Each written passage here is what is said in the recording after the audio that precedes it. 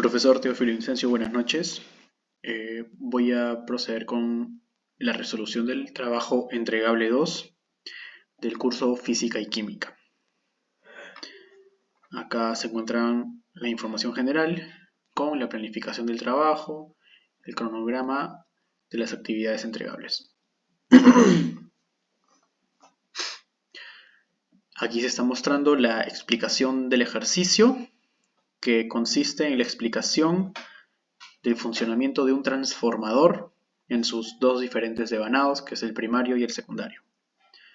Aquí se encuentran las tres preguntas del entregable, las cuales vamos a ir resolviendo en el transcurso del video.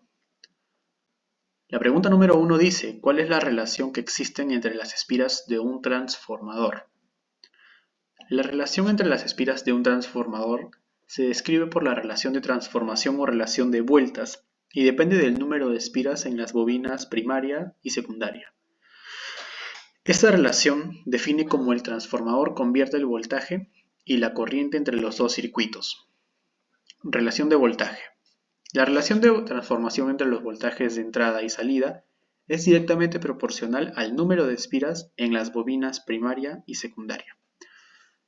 Aquí la letra V da referencia al voltaje, al voltaje del devanado primario, y la V significa el voltaje del devanado secundario.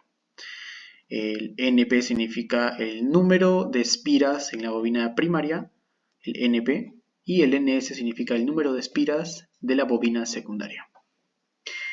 Esto significa que si el número de espiras en la bobina secundaria es mayor que en la primaria, el transformador es elevador de voltaje, y si es menor, es reductor de voltaje.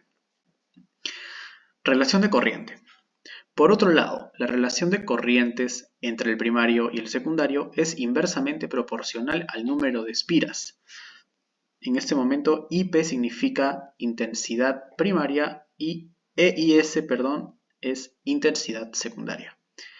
Esto implica que en un transformador elevador de voltaje, la corriente en el secundario será menor que en el primario, y en un transformador reductor de voltaje, la corriente en el secundario será mayor.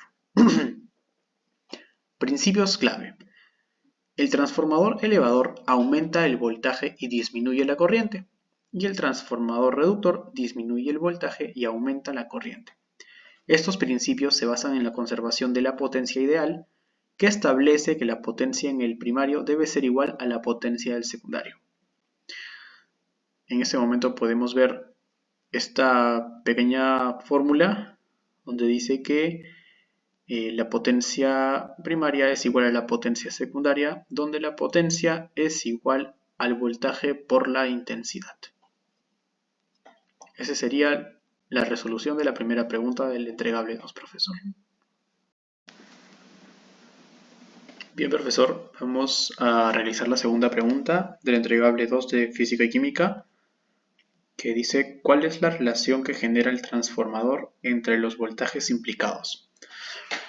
La relación que genera un transformador entre los voltajes implicados está determinada por la relación de transformación, que depende del número de espiras en las bobinas primaria y secundaria.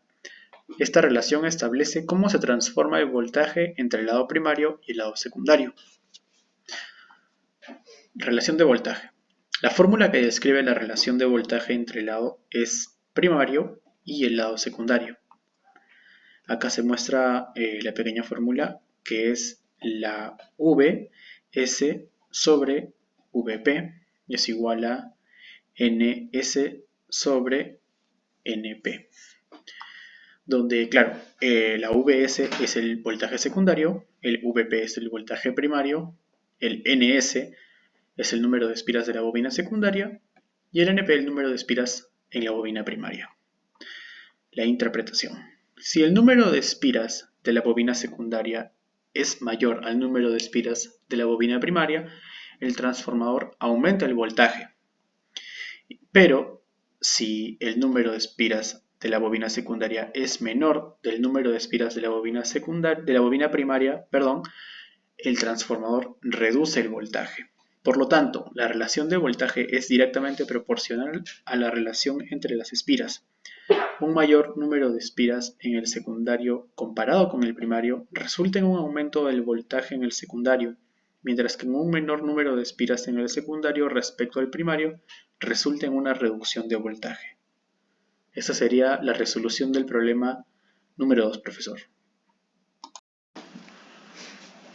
Bien, profesor, vamos a pasar con la resolución de la tercera y última pregunta, que dice calcular la fuerza inducida si se tiene un alambre de 1 metro de longitud y por el que circula una corriente de 0,5 amperios que está situado en un campo magnético perpendicular al alambre cuya intensidad de flujo es de 0,25 teslas.